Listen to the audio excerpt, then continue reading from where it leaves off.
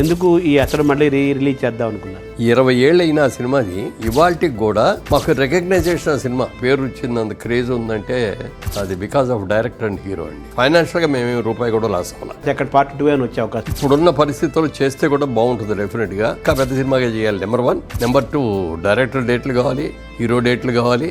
వాళ్ళు కనుక సిద్ధం అనేటైతే బలగం సినిమా కానీ పెళ్లి చూపులు కానీ బాగా పేరు వచ్చినాయి, కమర్షియల్ కూడా బాగా సక్సెస్ అయినాయి కదా. చిన్న సినిమా తీయాలనేది ఉంది కానండి, ఏదో ఒక అట్రాక్షన్ కావాలి. ఇప్పుడు మేము ఎట్లా ఫీల్ అయ్యాము త్రివిక్రమ్ గారిని చూసి.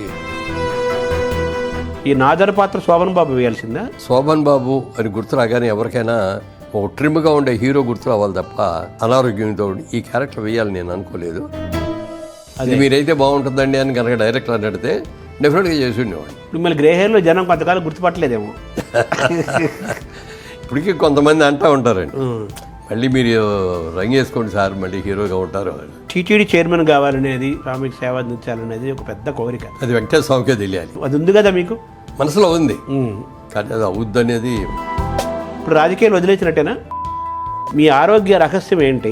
మా ఫ్యామిలీ జీన్స్. మా ఫాదర్ 96 years బతికారు, మా మదర్ 100 years బతికారు. పప్పాయి, దానిమ్మ, సీజనల్ ఫ్రూట్ కూడా తింటా, గ్లాసు రాగి దావ తాగుతాం. మీ బిజినెస్ లో మీ సక్సెస్ ఫార్ములా ఏంటి? నేను చాలా మంది కూడా చెప్పేది ఒకటి, మనం ఏ పని చేస్తున్నా సరే ఇష్టపడి కష్టపడి చేయండి, సక్సెస్ అనేది ఆటోమేటిక్గా వస్తుంది. అది నీతిగా చేయండి, నిజాయితీగా చేయండి. సినీ కార్మికుల సమ్మె జరుగుతుంది కదా సార్, దీన్ని మీరు ఎలా చూస్తున్నారు? దీని పరిష్కారము? చిరంజీవి గారితో అన్న నేను, మీరు అన్ని రకాలుగా పెద్ద అర్హోత్వం మీకుంది, చేయండి అంటే ఆయన అవుతున్నారు, లేదు చేయాల్సిందేనా అన్నాను. మొత్తం మీద ఒప్పుకున్నారు. తర్వాత ఎందుకో ఎక్కడో హర్ట్ అయ్యారు పాపం. హర్ట్ చేశారు, ఎవరో కావాలని చేశారో. అప్పుడు అనౌన్స్ చేశాడు, ఇక నేను సినిమా పెద్దగా ఉండదలుచుకోలేదు, సినిమా బిడ్డగా మాత్రం ఉంటాను. ఈ మధ్య మీరు మొహానికైనా మేకప్ వేసుకున్నారా? అప్పుడప్పుడు వేసుకుంటున్నాను. ఒక్క సీతమ్మ గారిది లైఫ్ బయోపిక్, అది చాలా గొప్ప ఆవిడ. శోభన్ బాబు గారికి స్నేహితుడిని, నేనేమో నాగేశ్వరరావు గారికి శిష్యుడిని, ఎన్టీ రామారావు గారికి అభిమాని. నాగేశ్వరరావు గారు రోజున ఆయన ఏదో దీంట్లో స్టేట్మెంట్ ఇచ్చారు, క్యాన్సర్ వచ్చిందని డాక్టర్లు చెప్పారు, ఎంతకాలం బతుకుతానో నాకే తెలియదు, నేనేదో చచ్చిపోతాను అయ్యో పాపం అన్నట్టుగా మాత్రం ఎవరో మాట్లాడకండి. ఈ ఎన్ని రోజులు బతుకుతాను ఎన్ని రోజులు కూడా నేను ఆనందంగా బతకదలుచుకున్నా. ప్లస్ నేను నటిస్తూనే చచ్చిపోవాలనుకున్నా. సినిమా కూడా ఇప్పుడు నేను చేస్తున్నాను.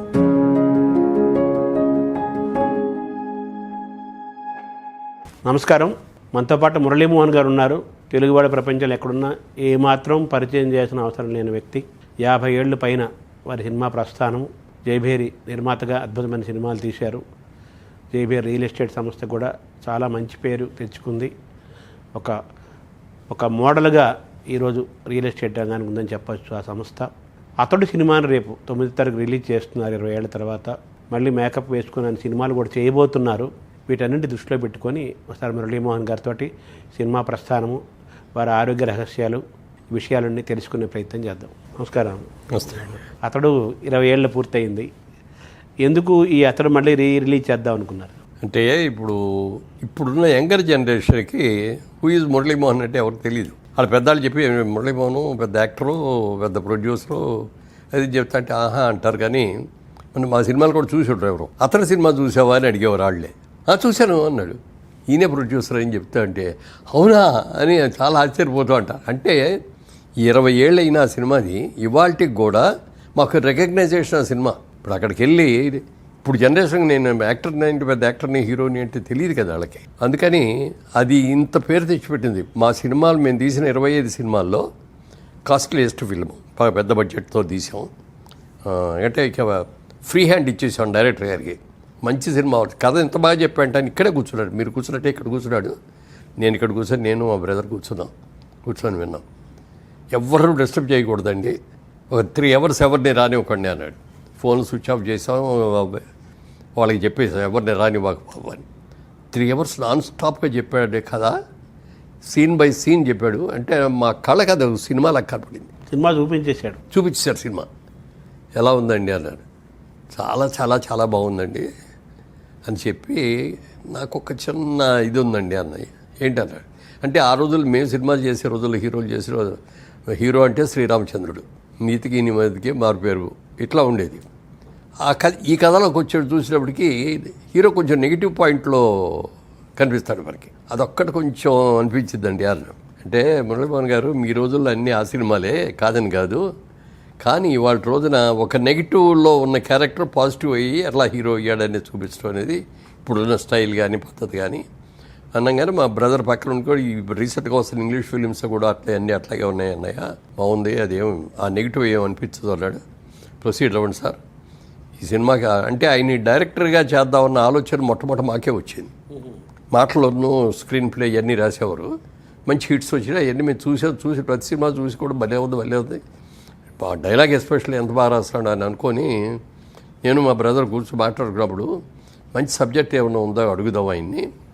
ఆయన కనుక మంచి సబ్జెక్ట్ చెప్తే డైరెక్టర్ కూడా ఆయనకి వేద్దాం, ఇంతవరకు డైరెక్టర్ అవ్వలేదు కదా, మనం డైరెక్టర్ చేద్దాం అని అనుకొని కథ విన్న తర్వాత చాలా బాగుంది. అప్పుడు చెప్పాం, ఏమంటే ఈ సినిమా మీరే డైరెక్ట్ చేయాలండి అంటే అనగానే ఆయన నవ్వి ఒక చిన్న మాట ఉందండి, చిన్న ఇదండి అని నేను చెప్పండి అన్న. కొద్ది రోజుల క్రితం నేను స్రవంతి కిషోర్ గారికి మాట ఇచ్చానండి, మొదటి సినిమా ఆయనకి చేస్తానని అన్నాడు. మాదేమో పెద్ద హీరోతో సినిమా, అదేమో చిన్న హీరోతో అప్పుడే అప్కమింగ్ హీరోతో తీస్తున్న సినిమా. అయినా సరే ఆయన మాట అన్నప్పుడు అలాగేనండి, అయితే మీరు మాట నిలబెట్టుకోండి, మేము అప్పుడు దాకా ఆగుతాం అంటే ఇమ్మీడియట్గా మొదలు పెట్టేస్తున్నామండి, 2 నెలల్లో అయిపోద్దండి షూటింగు, మనం ఇప్పటి నుంచే మిగిలిన కార్యక్రమం అంతా చేసుకోవచ్చు అంటే వెళ్ళాను. అక్కడి నుంచి ఆయన స్క్రీన్ ప్లే వర్క్ చేయడం కానీ, డైలాగ్స్ రాసుకోవడం కానీ, మేము మిగిలిన క్యాస్టింగ్ ఫైల్ చేయడం కానీ ఇవన్నీ చేసుకుంటూ వచ్చాం.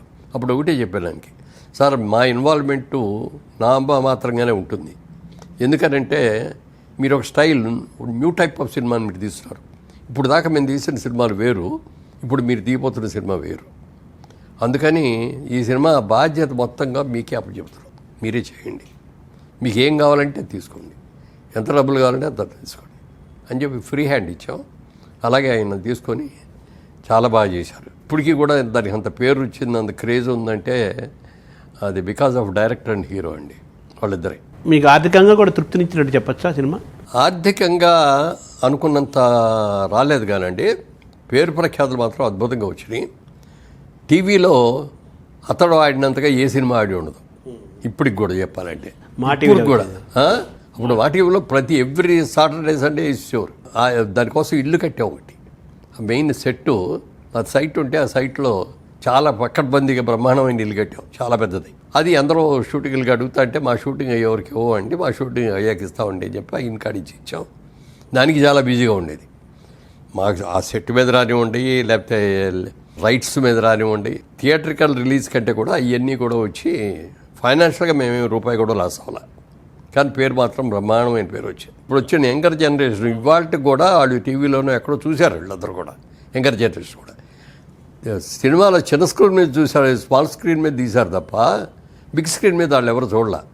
సరే ఎలాగో 20 years అయింది ఒక అకేషన్ కాబట్టి, ఇప్పటికీ హీరో మంచి రైజ్లోనే ఉన్నాడు, డైరెక్టర్ అంతకంటే పెద్ద రైజ్లో ఉన్నాడు, హీరోయిన్ కూడా స్టిల్ గోయింగ్ స్ట్రాంగ్. ఇక అందరూ మేము సంస్థగా మేము బాగున్నాము, అన్ని రకాలుగా అందరూ బాగున్నారు, అన్నికి పేరు ఇందులోనే ఉన్నారు, అవుట్డేటెడ్ వాళ్ళు ఎవరో లేవు ఇందులో. సరే ఈ సినిమాని ఇప్పుడున్న జనరేషన్ అందరూ కూడా బిగ్ స్క్రీన్ మీద చూస్తే ఎలా ఉంటుంది అనే ఆలోచన వచ్చింది. 2 ఏళ్ళ బట్టి చాలామంది అడుగుతున్నారు, మాకు రైట్స్ ఇవ్వండి సార్, మాకు రైట్స్ ఇవ్వన్నానండి. ఇవ్వాల ఎందుకు ఇవ్వలేదంటే వాళ్ళు సరిగ్గా చేస్తారో లేదో ఇది ఎందుకు. సరే ఫైనల్గా ఇద్దామని డిసైడ్ చేసిన తర్వాత దాన్ని అప్గ్రేడ్ చేయాలి టెక్నికల్గా. ఎందుకంటే 20 ఏళ్ళ క్రితం తీసింది, ఇవాళ టెక్నాలజీ డెవలప్ అయింది, బ్రహ్మాండంగా డెవలప్ అయిపోయింది, చాలా ఎక్సలెంట్గా ఖర్చు పెట్టి తీస్తారు, బ్రహ్మాండంగా తీస్తారు, ఇంటర్నేషనల్ లెవెల్లోకి వెళ్ళిపోయింది మన తెలుగు సినిమా అనేది. అంత లెవెల్లో మనం చేయలేకపోయినా ఇప్పుడే షూట్ చేయలేం కాబట్టి దాన్ని టెక్నికల్గా కలర్ ఎలా ఉంది, అప్పుడు కలర్కి ఇప్పుడు కలర్కి జనరేషన్ ఏం చేయాలి, అప్గ్రేడ్ ఐజోటం కానీ సౌండ్ సిస్టమ్, అప్పుడున్న సౌండ్ సిస్టమ్ వేరు, ఇప్పుడున్న సౌండ్ సిస్టమ్ వేరు, ఇవన్నీ కూడా వర్క్ చేసి ఒక 6 months 4 months పట్టిందండి మాకు. అన్నీ చేసిన తర్వాత అప్పుడు ఇచ్చేవాళ్ళకి. సో థియేటర్ స్క్రీను సౌండ్ అన్నీ టెక్నికల్గా మారిపోయింది 20 ఏళ్లలో. అందుకని ఇప్పుడు థియేటర్లో చూస్తే ఇప్పుడు రేపు వెళ్ళి కొత్త సినిమా చూసినట్టే ఉంటుంది తప్ప పాత సినిమా రంగులు వెలిసిపోయి సౌండ్ ఏదో సరిగ్గా లేక ఉన్నదనే ఫీలింగ్ రాదు అసలు ఎక్కడ. ఇప్పుడు మనకు శ్రీకృష్ణ పాండవ్యం ఎన్టీఆర్ సినిమా అనేక సార్లు రిలీజ్ అయింది. ఆ రిలీజ్ అయినప్పుడు అప్పుడు ఎంత ఆడిందో మనకు తెలియదు, కానీ ఆ తరం వాళ్ళకి మా తరం వాళ్ళకి విజయవాడ అలంకార థియేటర్ రిలీజ్ అయింది. అది సూపర్ డూపర్ హిట్, చాలా రోజులు ఆడింది సినిమా. అప్పటికే సినిమా రిలీజ్ అయ్యి 30 ఏళ్ళు 40 ఏళ్ళు అయింది. సో కాబట్టి సినిమా టెక్నికల్గా మనం రెడీ చేసి ఇస్తే జనం ఎప్పుడు చూస్తారనే ఒక విశ్వాసం మీకు ఉంది, సినిమాకు కూడా, సినిమా చరిత్రకు కూడా. అవునండి. అలాగే ఇప్పుడు మాయాబజార్ చూసుకోండి, అవును, ఎన్నేళ్ళు అయింది తీసి, మా చిన్నప్పటి నుంచి చూస్తున్నాం. 50 ఏళ్ళు అయిపోయింది, 60-70 ఏళ్ళు అయిపోయింది. అది ఇప్పటికీ రిలీజ్ చేస్తే చూస్తారు, ఇప్పటికీ టీవీలో వస్తే చూస్తారు.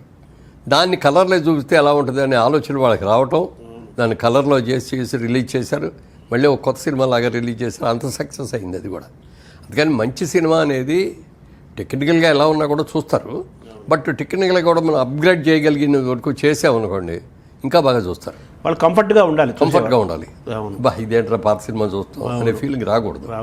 అలాగే ఇప్పుడు మనకి ఐమాక్స్ థియేటర్ ఒకటి ఉంది. ఈ ఐమాక్స్లో కూడా దీన్ని సినిమా రిలీజ్ చేస్తే ఎట్లా ఉంటుంది, దానికోసం కాస్ట్ ఎక్కువ అవుద్ది. ఆ ఒక్క థియేటర్ మనకి ఐమాక్స్లో ఇంకెక్కడ లేవు కదా మనకి, అది ఇక్కడే ఆడుతుంది. ఆ ఒక్క థియేటర్ కోసమైనా దాన్ని మళ్ళీ అప్గ్రేడ్ చేస్తాం, చేసేసారా, రిలీజ్ నాటికి వచ్చేస్తుంది. అది కూడా ఒక కొత్త సినిమా, మళ్ళీ కొత్తగా తీసిన సినిమా రిలీజ్ చేసినంత పని చేస్తున్నట్టు లెక్క ఆల్మోస్ట్. అంతే కదా. అంటే ఇందులో డబ్బులు గురించి ఆలోచించట్లేదు మేము ఎవరు కూడా. అవునవును. మళ్ళీ ఓ పేరు రావాలి, 20 ఏళ్ళ తర్వాత రిలీజ్ అయ్యి కూడా సక్సెస్ఫుల్గా ఉంది అనేది పేరు రావడం కోసం యంగర్ జనరేషన్కి అందరికి కూడా ఇది బిగ్ స్క్రీన్ మీద మళ్ళీ ఒకసారి చూపిద్దాం అనేది. ఇప్పుడు మళ్ళీ మహేష్ బాబు గారి సినిమా ఇంకా రిలీజ్ అవ్వాలంటే 1.5 years 2 years పడుతుంది. అవునవును. రాజమౌళి గారు తీసే సినిమా. ఎందుకంటే ఆయన షూటింగ్ అయిపోయినా కూడా టెక్నికల్గా చాలా వర్క్ ఉంటుంది ఆయన దగ్గర. అవును. ఇవన్నీ చేయడానికి ఈ లోపల ఈ సినిమా వెళ్ళింది అనుకోండి, ఒకసారి హీరోని మళ్ళీ లైవ్లో చూపించినట్టు ఉంటుంది. అవును. అప్పుడు మహేష్ బాబు 20 ఏళ్ల క్రితం ఎలా ఉన్నాడో ఆల్మోస్ట్ ఇప్పుడు ఇంకా చెప్పరు, ఇంకా యంగ్గా ఉన్నాడు, ఇంకా ట్రిమ్గా ఉన్నాడు. అవును. గెటప్స్లో కూడా ఇంకా బాగా డెవలప్ చేసుకున్నాడు చక్కగా. అవును. అప్పుడు సినిమా టైంలో కృష్ణ మీ క్లాస్మేట్, మీకు ఏలూరు అందరికి తెలిసిన వాళ్ళకి తెలుసు, ఈ జనరేషన్ తెలియకపోవచ్చు కానీ చాలామంది తెలుసు. అప్పుడు మహేష్ బాబులో మీరు గమనించి చేయండి సార్, ఆ సినిమా నిర్మాతగా ఆ సమయంలో షూటింగ్ సమయంలో అబ్జర్వ్ చేసినప్పుడు. మహేష్ బాబుతో అంతకు ముందు నుంచే పరిచయం ఉంది, బాగా పరిచయం. అంటే చైల్డ్ ఆర్టిస్ట్గా అతను చేసేటప్పటి నుంచి కొన్ని సినిమాలు మేము చేసాం. పద్మాలయ ఏదో చేసిన దాంట్లో కృష్ణ గారు, నేను, మహేష్ బాబు చిన్నాడు చేసి అందులో మళ్ళీ ఫైట్ సీన్లు ఉంటాయి, అవన్నీ కూడా అద్భుతంగా చేసేవాడు. కృష్ణ గారిని తండ్రికి మించిన తనయుడు అవుతాడు ఈ అబ్బాయి అనే ఫీలింగ్ నాకు ఆ రోజునే వచ్చింది. సో అతడు సినిమాలో కూడా మీకు అలా అనిపించింది ఆ షూటింగ్ టైం? డెఫినెట్గా. అక్కడ పార్ట్ 2 అని వచ్చే అవకాశం, పార్ట్ 2 వచ్చే అవకాశం ఉందా అనేది చాలామంది ప్రశ్నిస్తున్నారు. ఇప్పుడున్న పరిస్థితుల్లో చేస్తే కూడా బాగుంటుంది డెఫినెట్గా. ఎందుకంటే సినిమా ఎండింగ్ కూడా మేము ఏమైంది ఏమిటి అని శుభం కార్డులాగా ఎక్కడ చూపించకుండా ఆ అస్థికలో అవన్నీ కూడా కలిపేసి అక్కడి నుంచి వెళుతూ మళ్ళీ తిరుగు ఆ గ్రామానికి వెళుతున్నాడు మన ఉద్దేశం. అంతే, ఇంటర్వెల్ లాగా ఉంది అది శుభంగా. సో దాన్ని చెయ్యాలనుకుంటే డెఫినెట్గా చాలా బాగా చేయొచ్చు. అయితే పెద్ద సినిమా, ఇంకా పెద్ద సినిమాగా చేయాలి. నెంబర్ 1. నెంబర్ 2 డైరెక్టర్ డేట్లు కావాలి, హీరో డేట్లు కావాలి. వాళ్ళు కనుక సిద్ధం అనేటైతే మేము సినిమా తీయడానికి మేము సిద్ధమే. అదే హీరో అదే డైరెక్టర్తోనే అదే వాళ్ళు ఓకే అంటే మీరు సిద్ధంగా ఉన్నారు. ఇప్పుడు మీ వారసురాలుగా, అంటే మీ సినిమా వారసురాలుగా ప్రియాంకను తీసుకొచ్చినట్టేనా చెప్పచ్చా? యాస్టీస్గా ప్రియాంకకి బాగా ఇంట్రెస్ట్ ఎక్కువ అండి. ఇక్కడ బాగా చదువుకున్న తర్వాత మాస్టర్స్ చేయడానికి అమెరికా వెళ్ళింది. లాస్ ఏంజలస్కి వెళ్ళి అక్కడ జాయిన్ అయ్యి మాస్టర్స్ కూడా అయిపోయిన తర్వాత సినిమా ప్రొడక్షన్ ఎట్లా ఉంటుంది, సినిమా డిస్ట్రిబ్యూషన్ ఎలా ఉంటుంది, సినిమా బిజినెస్ ఎలా ఉంటుంది అనేది తెలుసుకోవటం కోసం అని ఒక 5 years అక్కడ జాబ్ చేసింది ఒక పెద్ద కంపెనీలో. నేను అన్నా, అదేంటమ్మా మన కంపెనీ మనది, నువ్వు ఇక్కడ కూర్చొని నువ్వు సెలెక్ట్ చేసుకోవాల్సింది పోయి నువ్వు క్యూలో నుంచో వెళ్ళి వాళ్ళ దగ్గరికి వెళ్ళి ఇంటర్వ్యూలకు వెళ్తున్నావు ఏంటి అది అంటే, నేర్చుకోవాలి పెదనాన్నగారు, ఇవన్నీ నేను నేర్చుకోవాలి కదా, నాకు కూడా తెలుసుకోవాలి కదా అని చెప్పి. ఇప్పటికి కూడా ఏదన్నా చెప్పదలుచుకుంటే చెప్తే వరల సినిమా, మీరు ఏ సినిమా గురించి అని మాట్లాడండి, అనర్గళంగా దాని గురించి మాట్లాడేసేస్తాను. Full knowledge.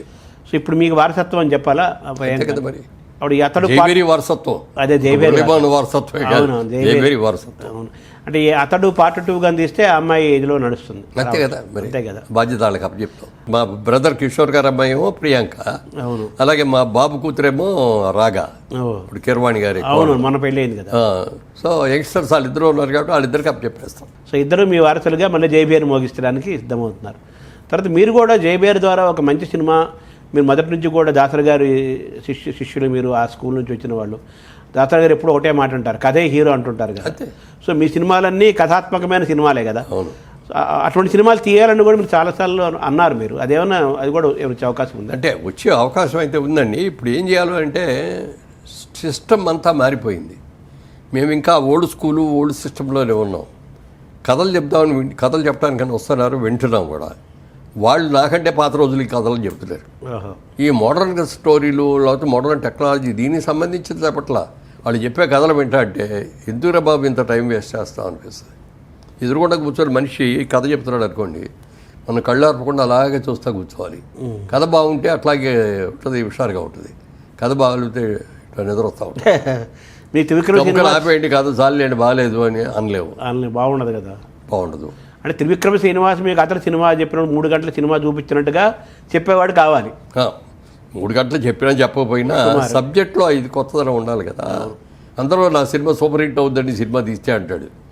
ఎప్పుడు ఎన్టీ రామారావు హీరోగా ఉన్నప్పుడు తీసే కథలాగా ఉంటుంది. ఇప్పుడు బలగం సినిమా కానీ పెళ్లి చూపులు కానీ బాగా పేరు వచ్చినాయి, కమర్షియల్ కూడా బాగా సక్సెస్ అయినాయి కదా. చిన్న సినిమాలండి, చిన్న సినిమాలు కదా, అవి మరి ప్రేరణగా తీసుకోవచ్చు కదా. పెళ్లి చూపులు కూడా చిన్న కాస్టింగ్.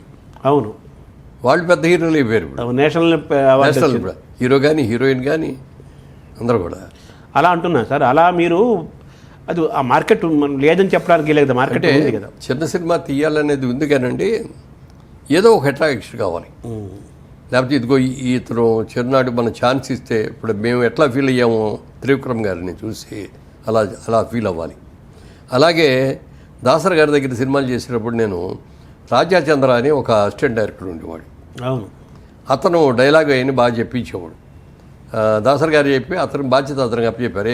ఏదో డైలాగ్ అది చెప్పేసి వాళ్ళకి చూడు ఆ మాడ్యులేషన్స్ అవి చెప్పు అంటే అతను నాటకాలు వేసాడు, నాటక అనుభవం ఉంది, మంచి ఇంట్రెస్ట్ ఉంది అవన్నీ చెప్పేవాడు. చూసినప్పుడు ఈ కుర్రాడు బాగున్నాడే, ఇతన్ని డైరెక్ట్ చేస్తే బాగుంటుంది. అప్పుడు ఇంకా నేను పెద్దగా సినిమాలు తీయట్లా. అప్పటికి నేను ఒక్కటే రామదండ అని సినిమా చేశాను. హిట్ కదా, బాగా పెద్ద హిట్ అయింది. అది ఫస్ట్ సినిమా మాకు జైవేరి గారు బ్యానర్, అప్పుడు మురళీ చిత్ర అనే బ్యానర్లో ఆ సినిమా చేసాం. దానికి బాలచంద్ర గారి సబ్జెక్ట్. అది బాలచంద్ర గారు సూపర్విజను, ఆయనే ఇచ్చాడు ఆయన అసోసియేట్ని. ఇతనికి ఛాన్స్ ఇవ్వండి, నేను పైనుండి చూసుకుంటాను అన్నీ కూడా, ఏ సీన్లు ఎప్పుడు ఏం చేయాలి ఇవన్నీ కూడా నేను చూసుకుంటాను అని చెప్పి ఆయన చెప్పడం జరిగింది. అన్నట్టుగానే ఆయన పాటలు తీసేటప్పుడు వచ్చారు, క్లైమాక్స్ తీసేటప్పుడు వచ్చారు.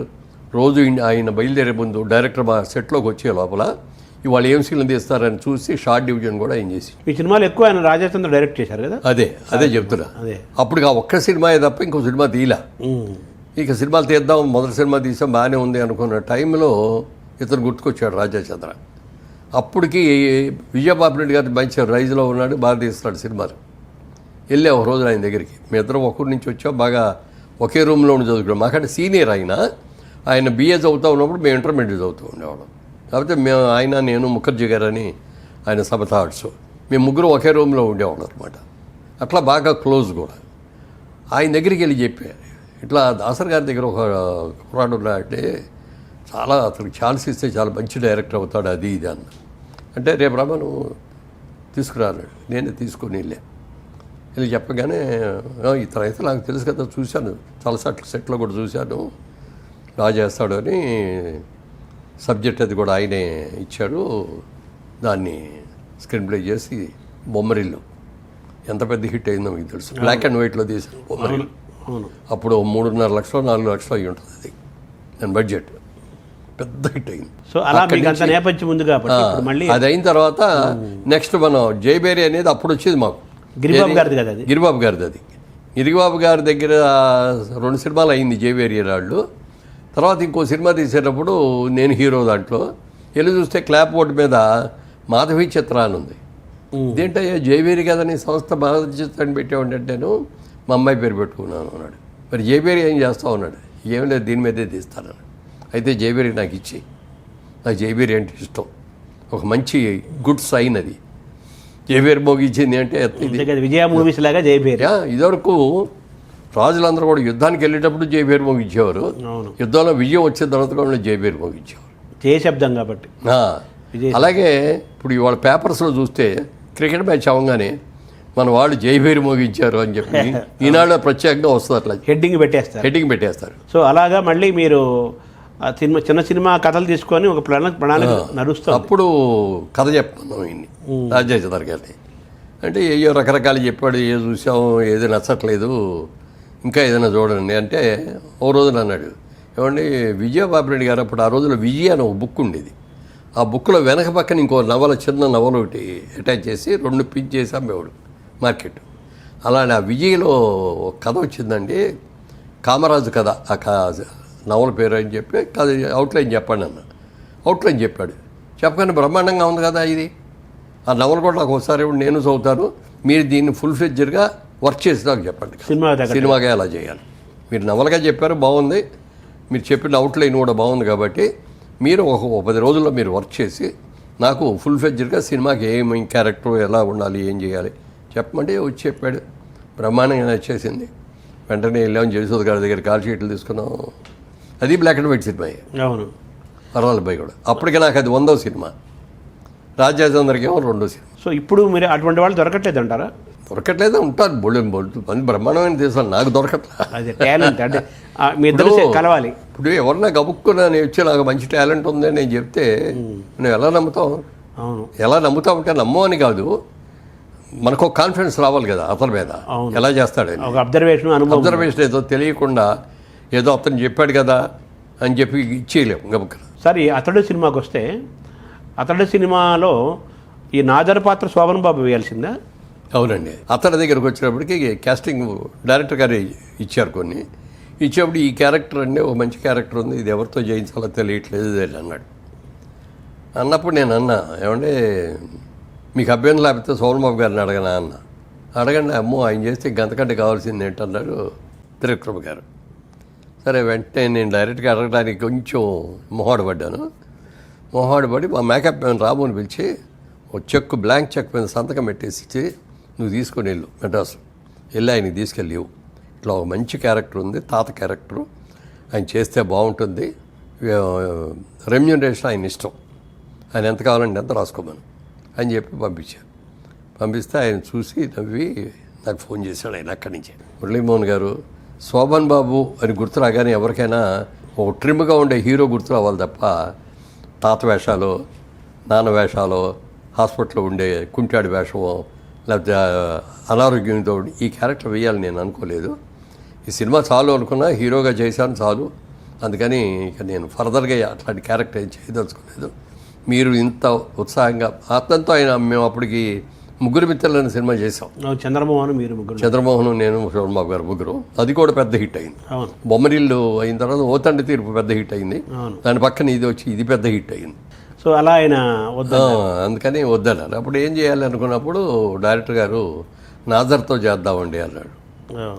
అంటే అది మీ చాయిస్ అండి, మీరు కనుక అతనితో చేయించుకోగలరు. ఎందుకంటే అతను కూడా అప్పటికి తాత్కాలిక క్యారెక్టర్లు ఏమీ ఇలా. అవును, అతను ఏజ్కి మించింది. మరి అతను ఆ గెటప్ వస్తారా అదో రండి అది అంటే నేను చూసుకుంటాను అన్నారు. చూసుకున్నారు. చూసిన తర్వాత ఆ మాడ్యులేషన్ ఇది కోసం ఎవరు చెప్పాలి దీనికి డబ్బింగ్ అని ఆలోచిస్తే డైరెక్టర్ గారు సజెస్ట్ చేశారు, బాలసుబ్రహ్మణ్యం గారితో చెప్పిస్తే బాగుంటుందండి. ఆయన కూడా చూసి అబ్బో క్యారెక్టర్ చాలా బాగుంది, డెఫినెట్గా నేనే చెప్తాను చెప్పడం. ఆయన చెప్పేటప్పటికి ఆ క్యారెక్టర్ ఇంకా చాలా ఎలివేట్ అయింది. సో ఆ పాత్ర పండటంలో బాలుగారి పాత్ర కూడా సగం ఉంది. బాలుగారి పాత్ర కూడా చాలా ఉంది. మీరు ఆ సినిమా నిర్మాతగా అందరికీ తెలుసు, మీరు నటుడు, శోభన్ బాబు వేయనన్నాడు ఆ పాత్ర మీరు ఎందుకు వేయలేదు? అంటే అప్పటికి తాత పాత్ర లేదు, నేను కూడా తండ్రి వరకు వేసా కానీ ఒత్తండి తీర్పు మీరు వేసారు. ఒత్తండి తీర్పు వేసా, అది మంచి ఇదయింది. డైరెక్టర్ గారికి చాయిస్ ఇచ్చేసే కదా. ఆయన ఏమంటే మీరే ఎందుకు వేయకూడదు అని అడిగితే డెఫినెట్గా జంప్ చేసి మరీ వేసి ఉండేవాడిని. కానీ ఆయన మనసులో రాకుండా ఇప్పుడు మన సినిమా కాబట్టి నేనే వేస్తానని చెప్పుకోకూడదు కదా, అది మీరైతే బాగుంటుందండి అని కనుక డైరెక్టర్ అని అడిగితే డెఫినెట్గా చేసి ఉండేవాడిని. ఆ సినిమాలో మీరు ఒక పాత్ర కూడా వేయలేదు అంత. యాక్చువల్గా నాకు అనిపించింది నాదర్ పాత్ర మీరు వేస్తుంటే సినిమాలో అందరు గుర్తుపెట్టేవాడు, ఈ జనరేషన్ వాళ్ళు కూడా అనిపించింది. సరే, నాదర్ ఆయన మీలాగా నాటక రంగం నుంచి వచ్చినవాడు కాబట్టి అద్భుతంగా నటించాడు. బాలుగారు వాయిస్ బాగా చేశాడండి. అందులో మనం వేయలేకపోయాం అనేది ఒకటి పక్కన పెడితే అతను చాలా బాగా చేశాడు, డెఫినెట్గా బాగా చేశాడు. ఈ మధ్య మీరు మొహానికి మేకప్ వేసుకున్నారా? అప్పుడప్పుడు వేసుకుంటున్నాను. ఇప్పుడు రీసెంట్గానేమో ఆంధ్రుల అన్నపూర్ణ డొక్కా సీతమ్మ గారిది లైఫ్ బయోపిక్. అది చాలా గొప్ప ఆవిడ. అంటే ఇప్పుడు జనరేషన్కి ఎవరికి తెలియదు. మేము ఈస్ట్ గోదావరి నుంచి వచ్చినాం కాబట్టి మాకు తెలుసు ఆవిడ గురించి. ఇప్పటికీ అక్కడ ఆ ఊళ్ళో ఆయన విగ్రహం ఉంది కొన్ని చోట్ల ఆవిడ. తర్వాత డొక్కా సీతమ్మ గారి పేరు చెప్పని వాళ్ళు అందరికీ తెలుసు. అవును, అంత మంచి ఆవిడ. ఒక బ్రాహ్మిన్ ఫ్యామిలీలో ఆ రోజుల్లో ఏజ్ సెకండ్ మ్యారేజ్ చేసుకుంటుంది. నా క్యారెక్టర్ అందులో హస్బెండ్ క్యారెక్టర్ నేను వేస్తాను. అప్పటికి ఏమవుతుందంటే నా క్యారెక్టరు భార్య చచ్చిపోయి ఉంటుంది, పిల్లలు ఉంటారు, వెళ్ళి పెళ్లి చేసుకోవాలి. ఒక చిన్న అమ్మాయిని చూసి ముచ్చటపడి ఆ అమ్మాయిని చేసుకుందామనంటే ఆ అమ్మాయి తండ్రి వీళ్ళు అందరూ ఒప్పుకోవటం. అమ్మాయి ఇంకా అప్పటికి మెచ్యూర్ కూడా అన్నామన్నాం అనమాట. అప్పుడు బాగా చిన్న వయసులో చేసేవాడు. చిన్న వయసులో భార్యగా తెచ్చుకుంటాడు, చెప్తాడు కూడా ఆవిడకి, నువ్వు నాకు భార్యగా కాదు నా బిడ్డలకి తల్లిగా రావాలి అది అని ఆవిడ వస్తుంది. ఆ తర్వాత ఇక అంతే పాట అయిపోయిందా మొత్తం? మీ పాట అయిపోయిందా? జరుగుతుంది ఉంది. తర్వాత ఎస్వి కృష్ణారెడ్డి గారు వాళ్ళ మొన్న ఆ మధ్య కూడా మీరు వాళ్ళు ఏదో సినిమా తీయబోతారు, వాళ్ళు కూడా చేస్తారు. అందులో కూడా ఒక గురువు గారి వేషం. అదే వాళ్ళే ఆ సినిమాలో వాళ్ళే రంగు పడుతుంది అన్నట్టుగా రంగు పడుతుంది మీ మీద. అదే అదొకటి వేస్తాను. ఇప్పుడు దీంట్లో అఖండాలో ఒక క్యారెక్టర్ చేశాను, బాలకృష్ణ పాట. బాలకృష్ణ గారు. అవును. సో మళ్ళీ మీరు మేకప్ వేసుకుంటున్నారు. త్వరలో ఈ కొత్త జనరేషన్ ఆర్టిస్ట్ అనే వాళ్ళు ఎవరో కూడా రిటైర్మెంట్ అని అనుకోకూడదు. శోభన్ బాబు గారు అనుకున్నారంటే అది వేషం. అవును, మాజీ నటుడని ఎవరు అన్నారు కదా అందరూ. అది కాక అది నేనేమో నాగేశ్వరరావు గారి శిష్యుడు ఒక విధంగా, శోభన్ బాబు గారికి స్నేహితుడిని, నేనేమో నాగేశ్వరరావు గారికి శిష్యుడిని, ఎన్టీ రామారావు గారికి అభిమాని, రాజకీయ నాయకుడిగా ఆయన్ని, లేకపోతే ఒక జానపద నాయకుడిగా ఆయన్ని, ఓ పౌరాణిక నాయకుడు ఆయన్ని ఆరాధిస్తాను. నాగేశ్వరరావు గారు రోజున ఆయన ఏదో దీంట్లో స్టేట్మెంట్ ఇచ్చారు, నేను సినిమాలో రిటైర్ అయిపోవాలని అనుకోవటం లేదు, నేను నా ఆకర్షణ వరకు నటుడిగా ఉండదలుచుకున్నాను, నటిస్తూనే చనిపోవాలనుకుంటున్నాను అని చెప్పింది. నేను చాలా ఇన్స్పైర్ అయ్యా దానికి. చాలా ఇన్స్పైర్ అయిపోయిన తర్వాత ఆయన ఆఖరి సినిమా కూడా ఓ టైంలో ఆయనకి క్యాన్సర్ వచ్చిందనేది అర్థమైపోయింది. డైరెక్ట్ డాక్టర్లు చెప్పారు, ఫ్యామిలీని అందరినీ కూర్చోబెట్టి వాళ్ళందరికి కూడా చెప్పి, మీరెవ్వరు నా మీద సింపతి చూపించడం కానీ ఇది కానీ ఏం చేయక్కర్లేదని చెప్పి ఒక ప్రెస్ మీట్ పెట్టి ఫ్యామిలీ అందరు కలిసి కూర్చొని ప్రెస్లో అనౌన్స్ చేశాను. నాకు ఇట్లా క్యాన్సర్ వచ్చిందని డాక్టర్లు చెప్పారు, ఎంతకాలం బతుకుతారో నాకే తెలియదు, అలా అన్నానని చెప్పి మీరందరూ అయ్యో పాప నాగేశ్వరరావు అని మీరెవరు సింపతి చూపించక్కర్లేదు నాకు, మీరెవరైనా నా దగ్గరికి వచ్చినా, నన్ను చూసినా, నన్ను నాతో మాట్లాడించినా సరదాగా మాట్లాడి, నేనేదో చచ్చిపోతాను అయ్యో పాపం అన్నట్టుగా మాత్రం ఎవరో మాట్లాడకండి. ఎన్ని రోజులు బతుకుతాను ఎన్ని రోజులు కూడా నేను ఆనందంగా బతకదలుచుకున్నా. ప్లస్ నేను నటిస్తూనే చచ్చిపోవాలనుకున్నా సినిమా కూడా ఇప్పుడు నేను చేస్తున్నాను, వాళ్ళదే మనం అని చెప్పి ఫ్యామిలీ లాగా అందరు ఫ్యామిలీ మెంబర్స్ అందరూ యాక్ట్ చేసి 3 జనరేషన్ చేశారు. ఆఖరికి వచ్చేటప్పటికి ఆయన తెలిసిపోయింది ఆయనకి, ఇంకా నా రోజులు చాలా తక్కువలోనే ఉన్నాయి అనుకున్నప్పుడు హాస్పిటల్లోనే ఉన్నారు. అప్పటికి నాగార్జున పిలిచి చెప్పారు, నేను ఎప్పుడు పోతాడో నాకే తెలీదు, నేను చనిపోయిన తర్వాత దీని డబ్బింగ్ ఎవరితోనో చెప్పిస్తే బాగోదు. అంతకుముందు గుమ్మడి వెంకటేశ్వరరావు క్యారెక్టర్ చేశారు, దాని నూతన ప్రసాద్ డబ్బింగ్, దాని నూతన ప్రసాద్తో డబ్బింగ్ చెప్పించారు, అస్సలు సూట్ అవ్వాల. ఆయన అదే మెన్షన్ చేశాడు, ఏ నూతన ప్రసాద్ తీసుకొచ్చి నాకు డబ్బింగ్ చెప్పించాలి, అది ఏ మిమిక్రీ ఆర్టిస్ట్ చేయిస్తారు, వాయిస్ అయితే మిమిక్రీలో సరిపోద్దేవు కానీ ఒక ఆర్టిస్ట్గా నేను చేసిన ఇదిని నేను చేసి నా డబ్బింగ్ నేను చెప్పుకుంటేనే బాగుంటుంది, అందుకని నా సినిమా డబ్బింగ్ కూడా నేనే చెప్పాలనుకుంటున్నా, నువ్వు వెంటనే ఏర్పాటు చేయ నాకు డబ్బింగ్ అన్నాడు. నాగార్జున కూడా అన్నీ తెలుసుకొని ఆ ఎక్విప్మెంట్ అని తీసుకొచ్చి హాస్పిటల్ రూమ్లో కూడా పెట్టి అక్కడే డబ్బింగ్ చెప్పించారు. సో అలా ఆయన ఇన్స్పిరేషన్ మీకు వరకు నటించాలి. చాలు అట్లా ఆయన ఆఖరి నిమిషం దాకా కూడా నటిస్తూనే వెళ్ళిపోయారు. సో అందుకని అది కూడా ఇన్స్పిరేషన్ అదే, నేను రిటైర్ అవ్వను, ఆర్టిస్ట్గా అసలు రిటైర్ అవ్వను, నాకు ఓపిక ఉన్నంత వరకు, నాకు వేషాలు వచ్చినంత వరకు నేను చేస్తాను. అలా అని చెప్పి నేను ఎవరి దగ్గరికి వెళ్ళి నాకు వేషం ఉండని నేను అడగను. ఎందుకని అడగను అంటే, నేను మొట్టమొదటి హీరో ఛాన్స్ వచ్చాడు, అప్పటికి విజయవాడలో నేను బిజినెస్ మ్యాన్ని, బిజినెస్ బాగుంది, బ్రహ్మాండంగా చేసుకుంటున్నాం, పెళ్ళి అయిపోయింది, 2 పిల్లలు కూడా ఉన్నారు, ఇట్లా ఛాన్స్ వచ్చింది. డైరెక్ట్గా ఒక పెద్ద ప్రొడ్యూసర్ దగ్గర నుంచి హీరో అని వచ్చింది. ఏం చేయాలో తెలియదు, చెయ్యాలా అవుతుందా అని, అక్కడ మంచి బిజినెస్ ఉంది, దాన్ని వదులుకొని రావాలా అవుద్దా, ఇక్కడికి వచ్చాక సక్సెస్ అవుతామో లేదో, ఇవన్నీ మీమాంసలో ఉన్నప్పుడు మా ఆవిడ ఒకటే మాట ఉంది, లక్ష్మీదేవి ఎప్పుడు పడితే అప్పుడు తలుపు తట్టదండి, తలుపు తట్టినప్పుడు వెళ్ళి తీయాలి, మీరు ట్రై చేయకుండా దాని అంతటికి అది మీకు వచ్చింది కాబట్టి ట్రై చేయండి ఒకసారి, ఒకటి చేయటంలో పెద్ద నష్టం ఉండదు, బాగుందంటే కంటిన్యూ చేదురు కానీ లేదంటే మానేయచ్చు అని ఒక కండిషన్ అండి అన్న. ఏంటి అన్న, షూటింగ్ అయిపోగానే మళ్ళీ మీరు విజయవాడ వచ్చేసి బిజినెస్ చూసుకుంటూ ఉండాలి, మెడ్రాస్లో కూర్చోవడం, ఆల్బమ్ తీసుకెళ్ళి ఏమని నేను పలానా సినిమాలో హీరోగా చేశాను, మీ సినిమాలో ఏదైనా వేషం నేను అడగటం కానీ చేయకూడదు, ఈ కండిషన్ పెట్టి, ఆ కండిషన్ ఈ రోజు వరకు కూడా నేను తప్పకుండా పాటిస్తాను. సో మీరు అడగట్లేదు, ఎవరిని అడగను. ఈవెన్ ఆ రోజున ఇప్పుడు మీరు ఇందాక అన్నారే అతడిలో ఆ వేషం మీరు చేస్తే బాగుండేది, మనసులో నాకు ఉందేమో కానీ నేను అది కూడా అడగల. డైరెక్ట్ గారి దగ్గరికి వెళ్ళి ఏమంటే ఆ వేషం నేను వేస్తానండి అని మా సొంత సినిమా నేను చేస్తానంటే కాదని కూడా అండాగిన అయినా సరే నేను అడగల. ఆయన చాయిస్ కుదరాలి. సో మీరు ఎన్ని డబ్బులు సంపాదించినా ఎంపీ చేశారు, చాలా పోస్టులు చేశారు, అయినప్పటికీ కూడా మీరు ఎక్కువ ఆనందం పొందేది ఆ మొహాన్ని రంగేసుకొని కెమెరాకి అడ్రస్ చేసినప్పుడే. అవునండి. యాక్చువల్గా ఓ తండ్రి తీర్పు తీసేటప్పుడు ఆ సినిమా ఇక బాగా ఇన్స్పైర్ అయ్యాను కథ విని. రీమేక్ అది ఒరిజినల్గా రాజేష్ ఖన్నాను షబనాజ్ మీ చేశారు. అది తీద్దామని అనుకున్నాం, అన్నీ ఫైనలైజ్ అయిపోయినాయి. ఇక 3 రోజుల్లో షూటింగు, ఒక వారం రోజులు బట్టి 10 రోజులు బట్టి ఇట్లాగే గెడ్డవది కూడా పెంచుతున్నారు ఆ క్యారెక్టర్ కోసం. డైరెక్ట్గా చెప్పాను, ముందు ఈ గెడ్డంతో ఉండే క్యారెక్టర్ చేసేయండి, తర్వాత తీసేసి మళ్ళీ ఫ్లాష్ బ్యాక్ సాంగ్స్ ఇట్లాంటివి ఏమైనా ఉన్నాయి వాటిలో చేసుకుందాం అని చెప్తే సరే అన్నాడు. రేపు మార్నింగ్ షూటింగ్ కనుక ఇవాళ సాయంత్రం నాకు పిలిచాయని నాకు భయం వేస్తుంది రాజా చంద్ర, నేను ఈ వేషాన్ని చెడగొడతానేమోనని నాకు భయంగా ఉంది. సినిమా సక్సెస్ అయితే వెళ్ళండి గుడ్, సక్సెస్ కాకపోతే మురళీమోహన్ ఆ వేషం వేయటం మూలంగా సినిమా ఫెయిల్ అయిందనే పేరు నాకు రాకూడదని అనుకుంటున్నాను. అంటే అన్నయ్య మీరు అసలు అలాంటి డౌట్ పెట్టుకోకండి, మీరు బ్రహ్మాండంగా చేస్తారు, నేను ఉన్నాను కదా, నేను చూసుకుంటా కదా, మీరు చేయండి ధైర్యంగా, పొద్దున్నే ధైర్యంగా మేకప్ వేసుకొని వచ్చేయండి అన్నాడు. అట్లా బిగినింగ్ 1 day 2 days అయ్యేదాకా దాని మీద ఒక కమాండ్ వచ్చింది, ఇక చేయగలం, ఇక ధైర్యం వచ్చింది, ఏం డౌట్ పడక్కర్లేదు, వచ్చి చేసాం. అది అదొక బడిపంతుల్లో ఎన్టీఆర్ లాగా ఒక గంభీరమైన పాత్ర. అవును, మీ గెటప్ కూడా అలా అనిపిస్తుంది నాకు. బడిపంతులు గుర్తొస్తుంది ఎన్టీఆర్ పాత్రే. అది అప్పట్లో రీమేక్కి అవార్డు ఇవ్వకూడదు అనేది లేదు, నంది అవార్డ్స్ తీయచ్చు. దీనికి అవార్డు ఇద్దామని వచ్చిన రోజున కమిటీలో డిస్కస్ చేసుకుంటారు కదా, కొంతమంది అది బాగుందన్నారు, కొంతమంది ఏదో అన్నారు.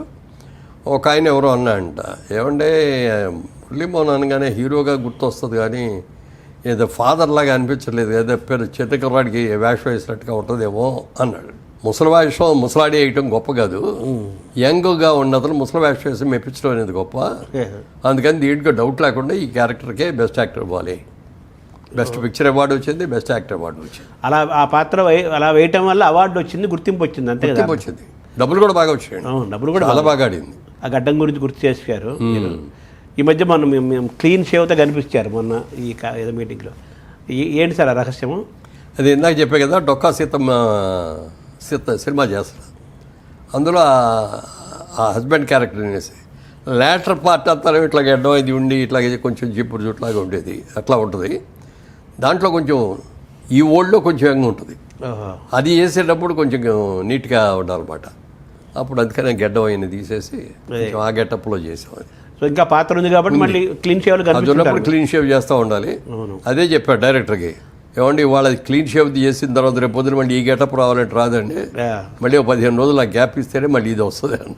అలాగే చేద్దామండి అని. సార్ మామూలుగా మీరు అంతమంది మంచి కలర్ఫుల్ షర్ట్లు వేసి ఇన్సర్ట్ చేసి షూస్ వేసి తలకు రంగేసి మొత్తం 50 ఏళ్ళ మనిషిలా ఉండేవాళ్ళు కదా, తర్వాత మళ్ళీ మీ గెటప్ మార్చేసి మీరు గ్రే హెయిర్లోకి వచ్చేసారు. ఇప్పుడు గ్రే హెయిర్ ఫ్యాషన్ అనుకోండి లేటెస్ట్, అది అలా ఉంచుదాము.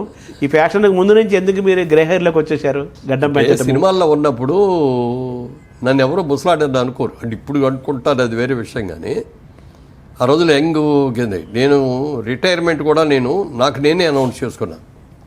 ఏది జనం చూసి బోరు కొడుతుంది, ఇంకా ఇప్పుడు రోజులు ఎన్ని రోజులు హీరో ఇస్తాడు అని అనిపించుకోకూడదు, మనకు మనం రిటైర్ అయిపోవాలి అని చెప్పి ఒకరోజు ప్రెస్ మీట్ పెట్టి ప్రెస్లో ఇక నుంచి నేను హీరో వేయదలుచుకోవట్లేదు. అప్పటికే 50 ఏళ్ళు వచ్చేసి నాకు, 50 ఏళ్ళు 55 ఏళ్ళు వచ్చాయి. ఇక నుంచి హీరోగా వేయదలుచుకోలేదు, మా సొంత సినిమాల్లో కూడా హీరోగా అయ్యనని చెప్పి అనౌన్స్ చేశాను. చేసి అక్కడి నుంచి మానేశాను. మానేసిన తర్వాత ఫాదర్ క్యారెక్టర్లు అట్లాంటివి వచ్చినాయి, కొన్ని సినిమాలు చేశా. కానీ సినిమా రిలీజ్ అయిన తర్వాత హీరో ఫాదర్ లాగా లేడండి, హీరోయిన్ ఫాదర్ లాగా లేడండి, బ్రదర్ లాగా ఉన్నాడండి అని కామెంట్స్ వచ్చాయి. దాంతో నేను అనుకున్న లెవెల్లో అవి రాలా. మనం ఇక అయ్యే రావాలి, దాని మీద బేస్ అయితే మనం లాభం లేదని చెప్పి అప్పటికి ఫ్యామిలీ కూడా ఇక్కడ షిఫ్ట్ చేసాం, ఇండస్ట్రీ కూడా షిఫ్ట్ అయింది. మనం బిజినెస్ మ్యాన్ కదా, మళ్ళీ బిజినెస్ చేద్దామని చెప్పి అప్పుడు రియల్ ఎస్టేట్లో దిగి ఆ రియల్ ఎస్టేట్ చేయటం మూలంగా సర్వైవ్ అయ్యాం. లేకపోతే అప్పటి నుంచి ఇదే వేషాల మీద అంటే సర్వైవ్ అయ్యేవాళ్ళు కదా, సంపాదించింది కూడా దానికి సరిపోయేది, అయిపోయింది. అదే సో కొత్త రియల్ ఎస్టేట్ అనే కొత్త వేషం వేశారు. కొత్త వేషం వేసాం. సో మీ గ్రే హెయిర్లోకి రావడానికి కారణం అదేనా? కారణం అది కాదు, అంటే మా ఆవిడ చాలా రోజులుగా ఏమంటే నేను రంగు వేయనండి, మీకే సినిమాల వేషాలు వేస్తున్నారు, రంగులు వేసుకొని తిరుగుతున్నారు, నాకు రంగు వేయాలని లేదు. అది బాగోదు, నేను రంగు వేసి నువ్వు రంగు వేసుకోకపోతే బాగోదు, నేను చెప్తాను, నాకు టైం ఇవ్వు నేను టైం ఇచ్చినప్పుడు నువ్వు చేద్దాం అన్నావు. సరే ఓకే అంది. అన్న తర్వాత ఒక రోజు పిలిచి చెప్పాను, నేను కూడా రంగేయటం మానేసి గ్రే హెయిర్తోనే ఉందాం అనుకుంటున్నాను. అయితే ఒక కండిషన్, 1 సంవత్సరం వరకు చూస్తాను నేను. బాగుంది అని అంటే కంటిన్యూ చేస్తాను, లేదండి బాగోలేదండి మీరు రంగు వేస్తేనే బాగుంటుందంటే రంగు వేసుకుంటాను. అప్పుడు రంగు వేసుకున్న తర్వాత మళ్ళీ నువ్వు ముందే రంగు వేసుకోకుండా ఉంటే బాగోదు. కాబట్టి నేను ఓకే ఇక నుంచి నువ్వు కూడా రంగు వేసుకోవడం మానే అన్నప్పుడు మానేద్దు కానీ అని నేను వేసుకున్న తర్వాత నేను ఈ గ్రే హెయిర్తో 1 ఇయర్ అయిన తర్వాత అప్పుడు చెప్పాను, వాడు గ్రీన్ సిగ్నల్ ఇచ్చా, ఇక నువ్వు కూడా మానే. మిమ్మల్ని గ్రే హెయిర్లో జనం కొంతకాలం గుర్తుపట్టలేదేమో. ఇప్పటికీ కొంతమంది అంటూ ఉంటారండి, మళ్ళీ మీరు రంగు వేసుకోండి సార్ మళ్ళీ హీరోగా ఉంటారు. ఇక వేయరా రంగు? 99% ఏదైనా మంచి క్యారెక్టర్ వచ్చి చేయాలి అని అనుకుంటే అప్పుడు చూస్తారు. అదే తర్వాత సార్ మిమ్మల్ని అంటే అది కూడా ఓల్డ్ యంగ్ 2 ఉన్నది ఏదైనా వస్తే అట్లా ఎవరికైనా అసూయ కలిగేంత ఆరోగ్యం అన్నట్టు అంటారు కదా. అంటే చూడటానికి మీరు మామూలు చూడటానికి ఆరోగ్యంగా కనిపిస్తారు, ఆరోగ్యంగా కూడా ఉన్నారు, 2 ఉన్నాయి కదా. స్లిమ్ అవుతున్నారు, బాగా స్లిమ్ అయ్యారు, ఈ మధ్య ఇంకా స్లిమ్ అయ్యారు. మీ ఆరోగ్య రహస్యం ఏంటి? అసలు పొద్దున్న నిద్రలేచినప్పటి నుంచి పడుకునేంత వరకు మీ డైలీ ఏంటి మీ లైఫ్ స్టైల్ సార్? ఎన్ని గంటలకు లేస్తారు? వాటన్నిటికంటే కూడా ముందు చెప్పాల్సింది మా ఫ్యామిలీ జీన్స్. మా ఫాదర్ 96 ఇయర్స్ బతికారు. ఆయన చనిపోయే 2 రోజుల ముందు కూడా వాకింగ్ చేస్తూనే ఉండేవారు మార్నింగ్. మా మదర్ 100 ఇయర్స్ బతికారు. So family genes are very good. అలా అని చెప్పి మన ఇష్టం వచ్చినట్టుగా లైఫ్ ఇది చేస్తే ఉండవు, పోతాం. అది ఒకటి మెయిన్గా అది ఉందండి. తర్వాత సినిమాల్లో ఉన్నాం కాబట్టి మనం జాగ్రత్తగా ఉండాలి, లావ్ అయిపోకూడదు, పొట్ట పెరగకూడదు, సిస్టమేటిక్గా ఉండాలి అని మనం తినే ఫుడ్ కూడా అండి జనరల్గా ఏది పడితే తినాలని కోరిక పుట్టేస్తాయి.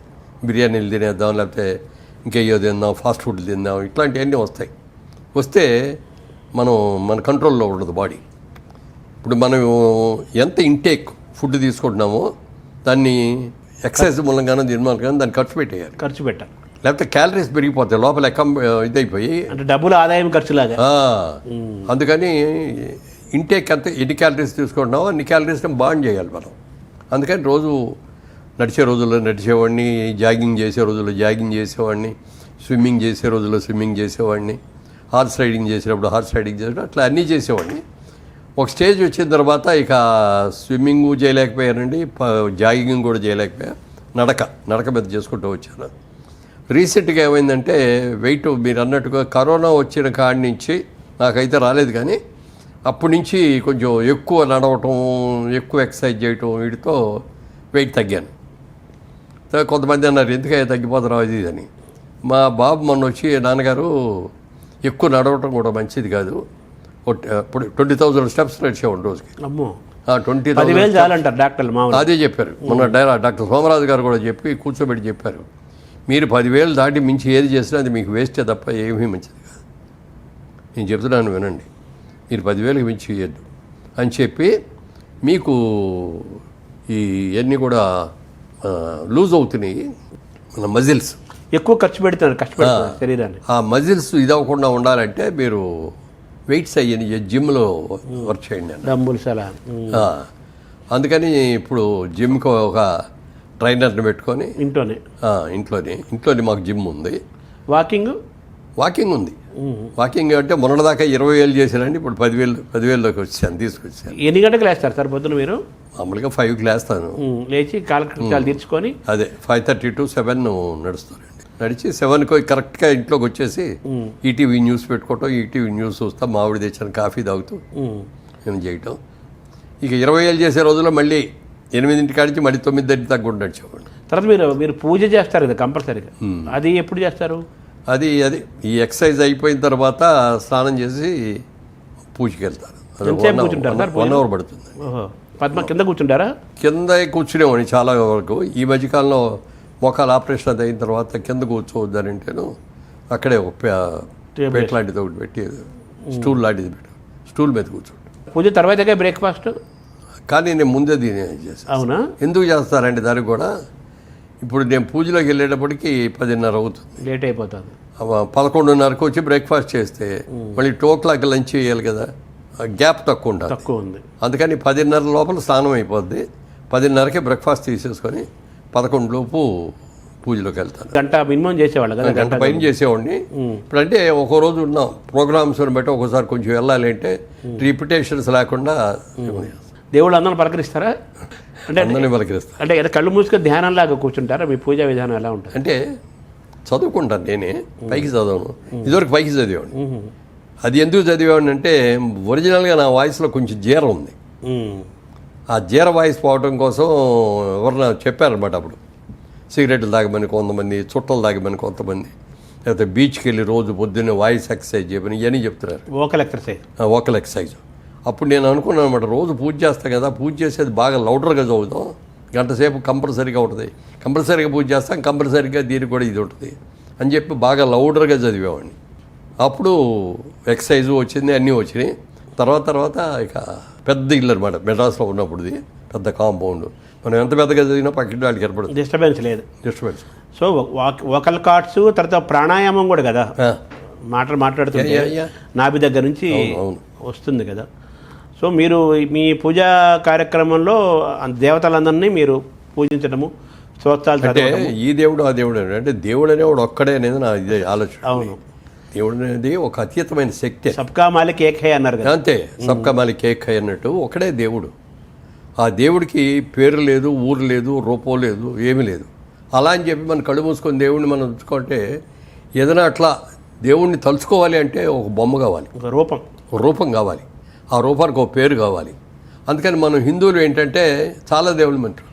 అవును, మనం పంచిపోతాలని డైరెక్ట్ ఇదేమనుకుంటాం. అవును, మరి ఇంకా పొట్ట నేల అన్నీ దేవుళ్ళే మనకి. అవును. అదే ఇతర మతాల్లో చూస్తే బుద్ధిస్టులకి ఓన్లీ గౌతమ్ బుద్ధులే, ముస్లిమ్స్కి ఓన్లీ అల్లా, క్రిస్టియానికి వెళ్ళి చూస్తే జీసస్. కానీ మనకు అలా కాదు, 3 కోట్ల మంది ఉన్నారు. ఓ రోజున బాలకృష్ణ గారు, నేను, బ్రహ్మానంద గారు మేమందరం ఒక షూటింగ్లో ఉన్నాం. జయసింహ అని, అది కుంభకోణంలో షూటింగ్, అక్కడ ఉన్నాం. బాలకృష్ణ గారిది నాది పక్క కాటేజీలో, ఎదురుగుండా కాటేజ్ ఏమో బ్రహ్మానందం గారు. బాలకృష్ణ గారు ఆ రోజున పొద్దున్న షూటింగ్ వెళ్ళిపోయారు. ఈయన చేస్తూ ఉండగా నా దగ్గరికి వచ్చాడు బ్రహ్మానందం గారు. బయట కూర్చొని అన్నీ వింటున్నాడు, నేను మాట్లాడే ఈ చూసి అవన్నీ అయిన తర్వాత, ఈ రోజు ఎంతసేపు చేస్తారు పూజ అన్నాడు. గంట సేపు చేస్తారండి అన్నాడు. ఏ దేవుడిని పూజిస్తారు అన్నాడు. అందరినీ పూజ చేస్తారండి. మరి మీరే దేవుడిని చేస్తారండి అన్న. నేను ఒక్కళ్ళే చేస్తానండి అన్నాడు. ఎవరిని చేస్తున్నారు మీరు అన్న. నేను వెంకటేశ్వర స్వామిని. నా ఉద్దేశంలో వెంకటేశ్వర స్వామి దేవుడు. నేను ఏ గుళ్ళోకి వెళ్ళినా, సాయిబాబా గుళ్ళోకి వెళ్ళినా వెంకటేశ్వర స్వామిని చూస్తా అక్కడ సాయిబాబాలో అని. ఎందుకంటే అట్లా అన్నాను. ఒక చిన్న ఉదాహరణ చెప్పాడు ఆయన. ఇప్పుడు చాలామంది ఇంట్లో పని చేసేవాళ్ళు వచ్చి 3 ఏళ్లలో 4 ఏళ్లలో చేసి వెళ్ళిపోతూ ఉంటారు కదా. ఇప్పుడు అపార్ట్మెంట్స్లో ఉండేవాళ్ళకి నెలకి. ఇప్పుడు 4 ఏళ్లలో పనిచేసే ఒక అమ్మాయి మన ఇంటికి వచ్చింది అనుకోండి, అన్హెల్తీగా ఏదైనా జబ్బు చేసింది.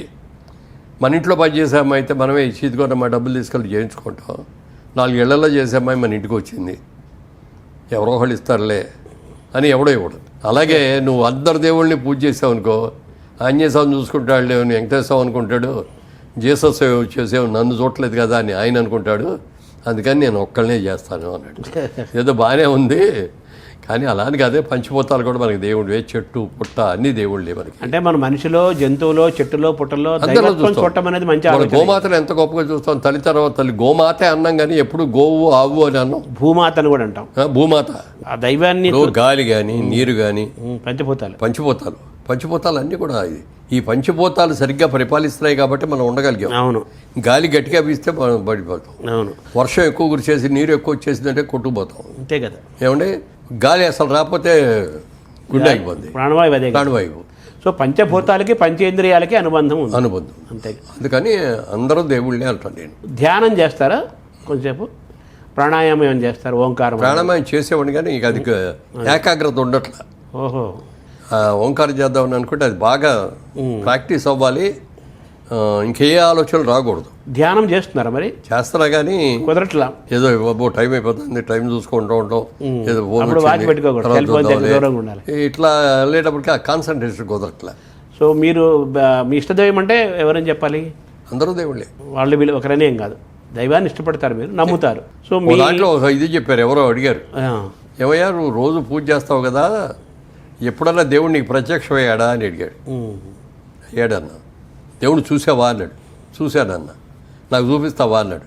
నీకు చూడాలని కనుక నిజంగా కోరుకుంటే చూపిస్తాను నీకు కూడా అన్నాడు. చూపించు అన్నాడు.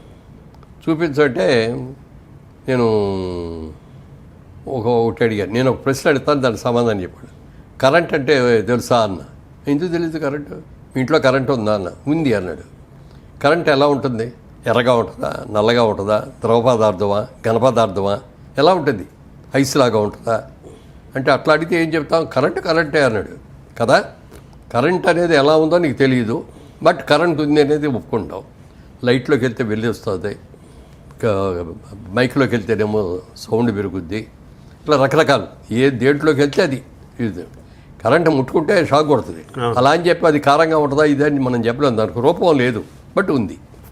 అలాగే దేవుడు కూడా అంతే, రూపం లేకపోయినా దేవుడు ఉన్నాడు. అది మీరు జీసస్ అని పిలిచినా, వెంకటేశ్వర అని పిలిచినా, ఆంజనేయ అని పిలిచినా, గౌతమ్ బుద్ధాను ఎవరైనా ఆయనే ఒక శక్తి స్వరూపం. ఏదో ఈ వ్యవస్థ నడిపిస్తుంది సరాచర జగత్తుననే విశ్వాసం మీకు సంపూర్ణంగా ఉంది. అయితే ఆరోగ్యంలో శారీరకంగా వ్యాయామం చేస్తారు, ఇవన్నీ చేస్తారు, బట్ మనసు కూడా ముఖ్యం కదా ఆరోగ్యంలో. మనసు కూడా ముఖ్యమేనండి. దాన్ని ఎలా మీరు సెట్ చేసుకుంటారు? అంటే ఇక మనం కొన్ని సెల్ఫ్ కండిషన్స్ పెట్టుకుంటానండి. జోదం ఆడకూడదు, రేసులకు వెళ్ళకూడదు, పేకాట ఆడకూడదు, విచారం చేయకూడదు, డ్రింక్ తాగకూడదు, ఇట్లాంటివన్నీ కూడా పెట్టుకుంటాను. అంటే భావోద్వేగాలు ఉంటాయి కదా, కోపము చాలా ఉంటాయి కదా, కంట్రోల్ చేసుకుంటాను. అయ్యప్ప మాలేసుకున్నప్పుడు ఆ 40 రోజులు అసలు కోపం కూడా రానివ్వం. మిగిలిన రోజులు ఇప్పుడు కొంచెం వయసు పెరిగిన తర్వాత అప్పుడప్పుడు ఒక్కోసారి కొద్దిగా కోపం వస్తుంది, లేకపోతే ఎవరిని విసిగిస్తా అంటే విసుక్కుంటున్నాం, కొంచెం గట్టిగా చెప్పాల్సి వస్తుంది. ఇవి ఉన్నాయి కానీ కొంచెం కంట్రోల్ చేసుకోవాలి. అంటే భావోద్వేగాలు పైగా నాకేంటంటే స్నేహితులే తప్ప నాకెవరు శత్రువులు ఉంటారు. మీ భావన అది. ఒకవేళ ఉండి మీ గురించి ఇట్లా బ్యాడ్గా మాట్లాడతారని ఎవరైనా చెప్పినా కూడా అతను తత్వవతిని అతని కళ్ళకి నేను బ్యాడ్గా కనపడతానే పోని అని ఊరుకుంటాను. వాళ్ళతో ఎంతవరకు ఉండాలో అంతవరకే ఉంటాను. ఎక్కడ కలిపి హలో అంటే హలో అంటారు, నమస్తే అంటే నమస్తే అంటారు. అంటే మీకు ఇండస్ట్రీలో కూడా అజాత శత్రువు అని ఒక పేరు కూడా ఉంది కదా. ఉంది కదా. అదే అంటే మీరు భావోద్వేగాల్ని, కోపాలని, వీటన్నిటిని కూడా మీరు ఈ ఆధ్యాత్మిక సాధన ద్వారా దాన్ని ఏమన్నా తొక్కుతున్నారా? తొక్కట్లే, కంట్రోల్ చేసుకుంటున్నాం. ఎందుకంటే ఆధ్యాత్మికంగా శక్తి ఉండబట్టే, మనం కంట్రోల్ ఉండబట్టే మనం చేయగలం ఏదైనా. లేకపోతే టెంట్ అయిపోతాం. మనసు చంచలమైనది. ఈ చంచల మనసులో ఏదో ప్రతిదానికి ఏదో కోరిక వచ్చేస్తూ ఉంటుంది. మనం పాడైపోవడానికి సులువు మార్గాలు అనమాట. చాలా మార్గాలు. మనకు కొన్ని పెట్టుకొని దేవుడు ఉన్నాడు, దేవుడి దగ్గర మనం ప్రత్యక్ష చేసాం, మనం ఇది చేసాం, దీన్ని మనం కాపాడుకోవాలి, నిలబెట్టుకోవాలి అనేది ఒకటి ఉంటే ఏమిటంటే కంట్రోల్లో ఉంటుంది. సో జీన్సు, వ్యాయామము, ఆధ్యాత్మిక సాధన, తర్వాత మనసును గ్రహించుకోవటము, ఆహారం, ఇవన్నీ కూడా మీ ఆరోగ్య రహస్యాలు. బ్రేక్ఫాస్ట్ ఏంటుంటుంది సార్ మీది మామూలుగా? నేను బ్రేక్ఫాస్ట్ మామూలుగా ఓన్లీ ఫ్రూట్స్ అండి. ఫ్రూట్స్ అంటే పప్పాయి, దానిమ్మ, యాపిల్, సీజనల్ ఫ్రూట్స్. సీతాఫలాలు దొరికినప్పుడు సీతాఫలాలు, కమలాఫలాలు దొరికినప్పుడు కమలాఫలాలు, నారింజకాయలు దొరికినప్పుడు నారింజకాయలు, మామిడికాయలు దొరికినప్పుడు మామిడికాయలు. సీజనల్ ఫ్రూట్ కూడా తింటా.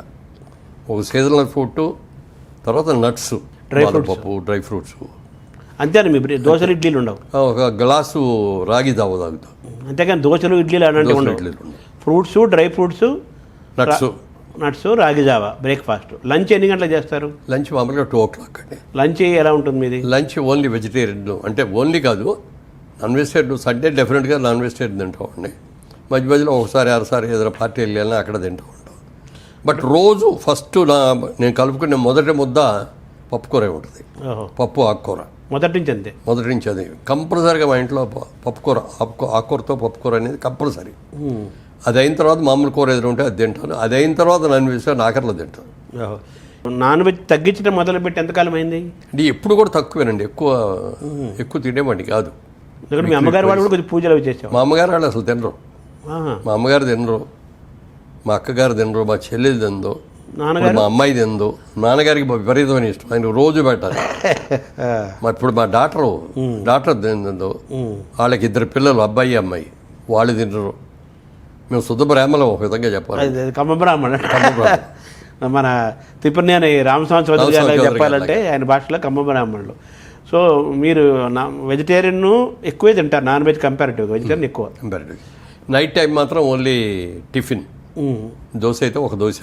ఆఫ్టర్ భోజనం లంచ్ తర్వాత ఏదైనా రెస్ట్ తీసుకుంటారా మధ్యాహ్నం? ఏమన్నా రెస్ట్ అంటే పడుకోనండి. పడుకొని ఏదో పేపర్లు చదువుకోవటం, రిలాక్స్ అవ్వరా? మంచి పనుకోవటం, నిద్రపోవటం ఉండదు. పగలపూట నిద్రపోరు మీరు? పగలపడుకో. ఈవినింగ్ ఎన్ని గంటలకు ఉంటుంది సార్ మీరు dinner? Evening dinner 8 o'clock. Night. అది కూడా రైస్ అది ఉండదు. తింటే పుల్కా తింటాం, లేకపోతే ఏదైనా దోశ లేకపోతే ఇడ్లీ కానీ. వెరీ సింపుల్ అది కూడా. ఎంతకాలం నుంచి మీరు నైట్ టైం భోజనం మానేసి ఎంతకాలం అయింది? చాలా ఏళ్ళు అయిందండి. అబ్బో. నాకు పెళ్ళి తర్వాత సంసారం పెట్టేటప్పుడు ఇన్సూరెన్స్ చేయించుకుందాం, ఇన్సూరెన్స్ చేయించుకుంటే మంచిగా రేపు పొద్దున మనం ఎట్లా ఉంటాం దగ్గర తిరుగుతూ ఉంటాం, ఒక ఇన్సూరెన్స్ ఉంటే ఒక ఇది ఉంటుంది ఫ్యామిలీకి ఒక అని ఇన్సూరెన్స్ చేయించాను. చేయిన తర్వాత 1 year అయిన తర్వాత ఇంకొంచెం చేద్దాం, ఆదాయం పెరిగింది కదా అని మళ్ళీ చేద్దామని వెళ్తే ఆయన చూసి ఇన్సూరెన్స్ ఏజెంట్ అన్నాడు, సార్ లాస్ట్ ఇయర్ ఇన్సూరెన్స్ చేసినప్పటికీ ఇప్పటికి 8 kgs పెరిగారు సార్, మీరు ఇలా పెరగటం మంచిది కాదు అన్నాడు. అప్పుడు కానీ నాకు తెలియలేదు నేను పెరుగుతున్నాను అనేది. ఇక అప్పటి నుంచి కంట్రోల్ పెట్టుకున్నాను. అప్పుడు పెద్ద ఏజ్ ఏం లేదుగా, మీరు 30sలో 40లో ఉంటారేమో. అప్పుడు లేదు, ఇంకా 30 లెస్ దాన్ 25లో పెళ్ళి అయింది. అవును. 26 ఆ టైంలో తీసుకొని అప్పటి నుంచి రాత్రిపూట భోజనం మానేసి రైస్ మానేసి పుల్కా తినేవాడిని. అప్పటి నుంచే అంటే మీకు 85 ఏళ్ళు సినిమాలో రాకముందు నుంచే పుల్కా. అంతే. సినిమాలు 34 ఏళ్ల వయసులో వచ్చారు మీరు, అంతే కదా? 74 అనుకుంటా. వచ్చిన కాడి నుంచి కూడా ఇక అది కంటిన్యూ. అంటే మీరు ఇప్పుడు 85 ఏళ్ళు అంటే 60 ఏళ్ళ నుంచి మీరు ఆల్మోస్ట్ 60 ఏళ్ళ నుంచి రాత్రిపూట భోజనం చేయట్లా, ఏకభుక్తమే.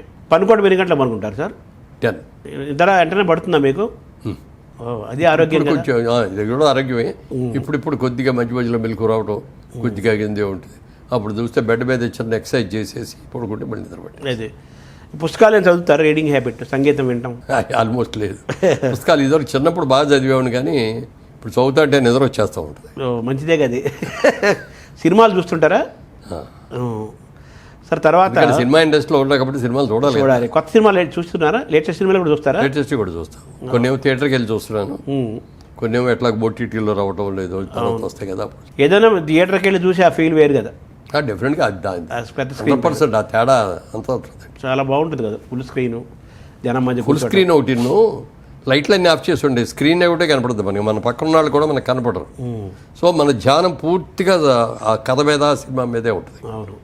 ఫోన్లు రావు, ఫోన్లు వచ్చినప్పుడు మనం సైలెంట్లో పెట్టుకుంటాం కూడా, డిస్టర్బెన్స్ ఉంటుంది. ఇంట్లో కూర్చొని చూస్తున్నాం అనుకోండి, ఫోన్ కానీ హలో హలో అంటాం, ఇది మాట్లాడుతాం, మళ్ళీ పెట్టేస్తాం, మళ్ళీ చూస్తాం, మధ్యలో కొంచెం ఓ సీన్ ఎగిరిపోతాం. సరే, మీరు ఇన్ని చేస్తూ బిజినెస్ చేశారు, రియల్ ఎస్టేట్లో చాలా సక్సెస్, విల్లాస్ కట్టారు, అపార్ట్మెంట్స్ కట్టారు, చాలా చేశారు. తర్వాత మీ ఊర్లో మీ చాటపర్రులో మళ్ళీ పాత ఇల్లుని కూడా రెనోవేట్ చేసి మళ్ళీ అద్భుతంగా దాన్ని చేశారు. అది మా తాతగారి కట్టిన ఇల్లు అండి.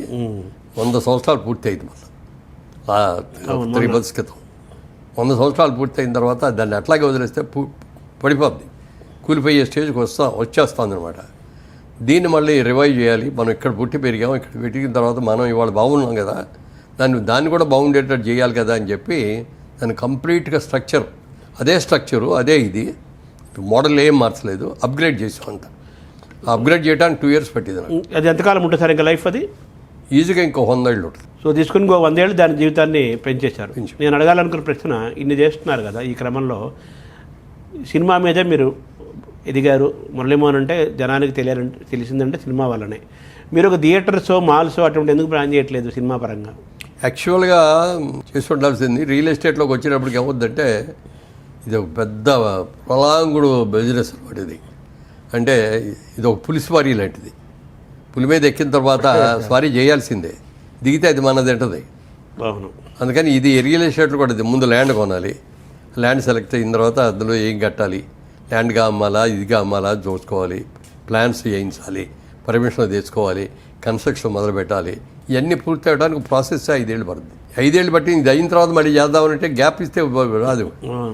జరుగుతూ ఉండగానే రెండో ప్రాజెక్ట్ స్టార్ట్ అవ్వాలి, రెండోది అవుతాండి, మూడోది ప్రాజెక్ట్, అది అట్లా కంటిన్యూస్. ఇది దాని వల్ల ఏమవుతుందంటే ఇక వేరే ఎక్కడ ఇన్వెస్ట్ చేయడానికి అవకాశం లేకుండా పోయింది. కడుతున్నాము, కట్టినవన్నీ అమ్ముతున్నాము. అవును. ఎప్పటికప్పుడు మళ్ళీ కొత్త ప్రాజెక్టులు ఎప్పటికప్పుడే మరి బ్యాంక్ లోన్లు తెచ్చుకోవాలి. అవును, అది ప్రాసెస్. అంటే మిగిలిన వాళ్ళందరికీ వచ్చినందుకు నాకు అంత ప్రాఫిట్స్ రావండి. అవునా? నేను 100% వైట్ అమౌంట్తో చేస్తాను, 100% ట్యాక్స్ కడతాను.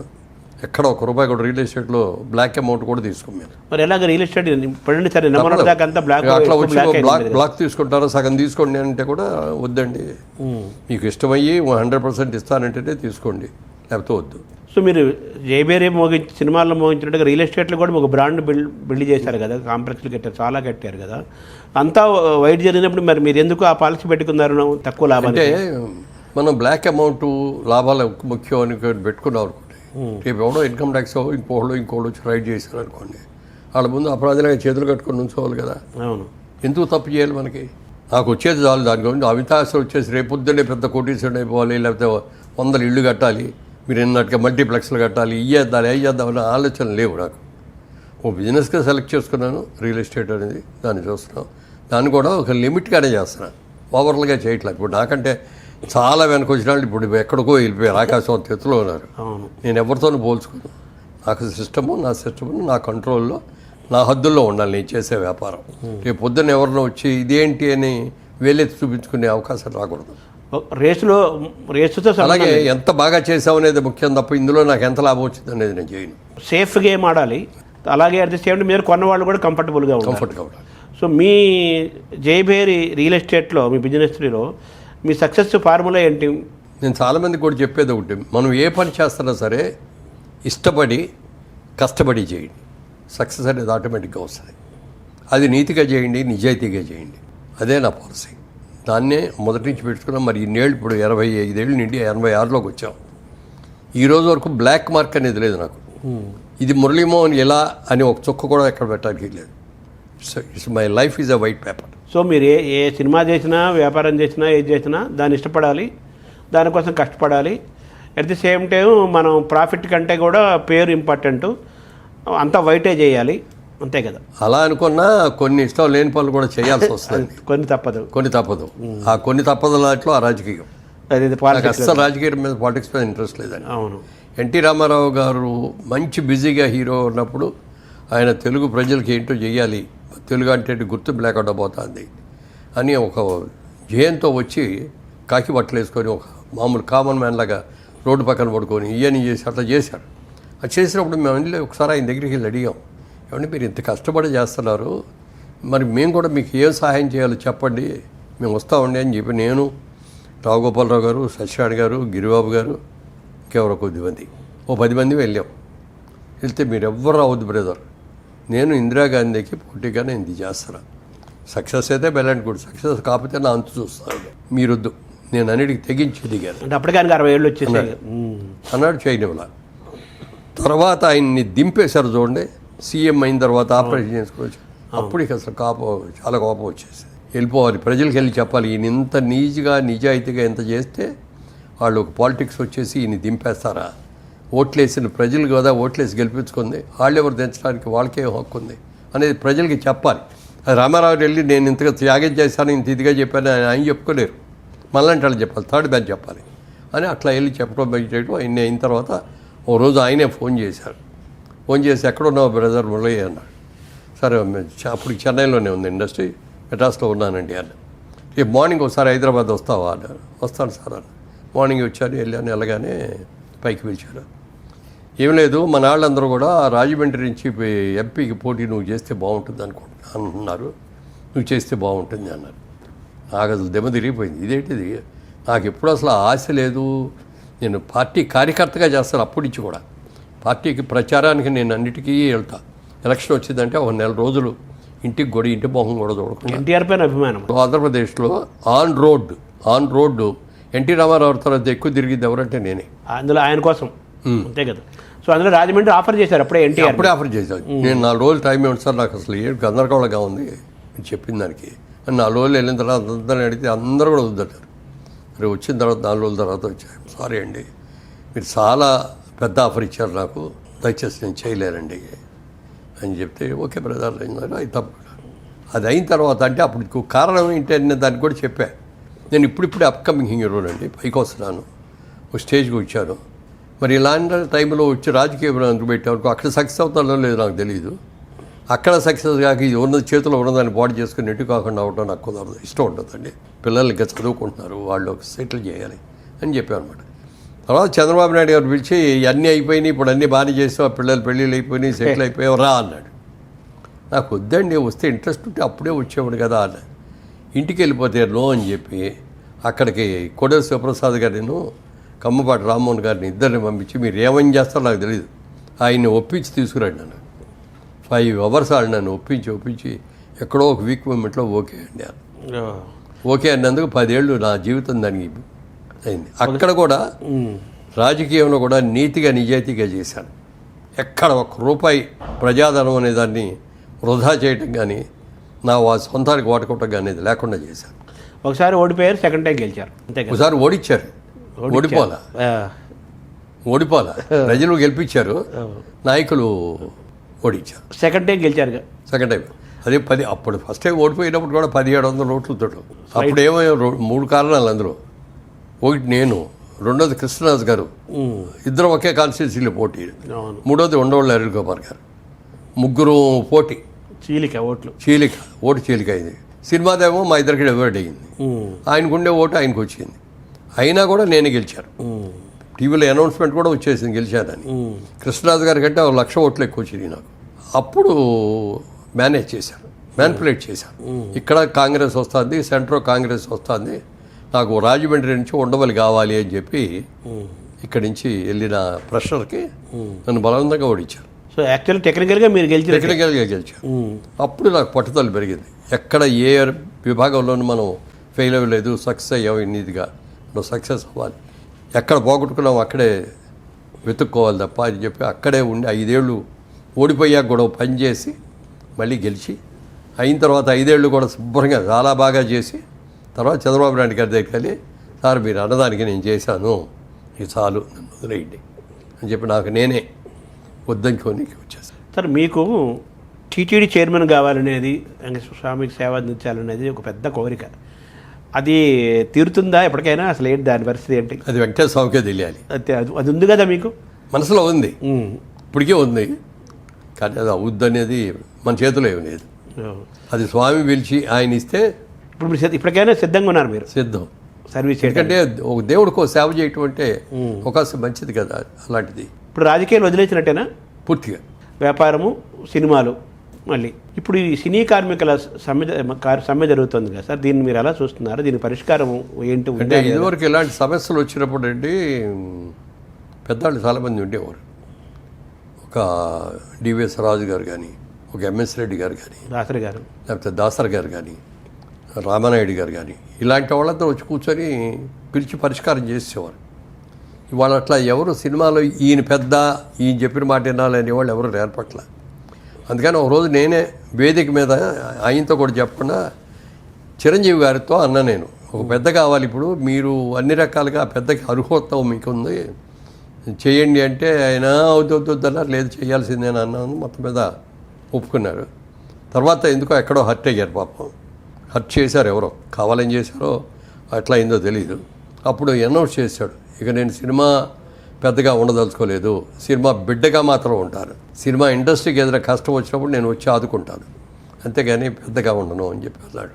ఇప్పుడు చిరంజీవి గారు కూడా నిన్న ఛాంబర్ వాళ్ళందరినీ పిలిచి మాట్లాడటం జరిగింది. ఇవాళ కార్మికులను కూడా పిలుస్తున్నారు.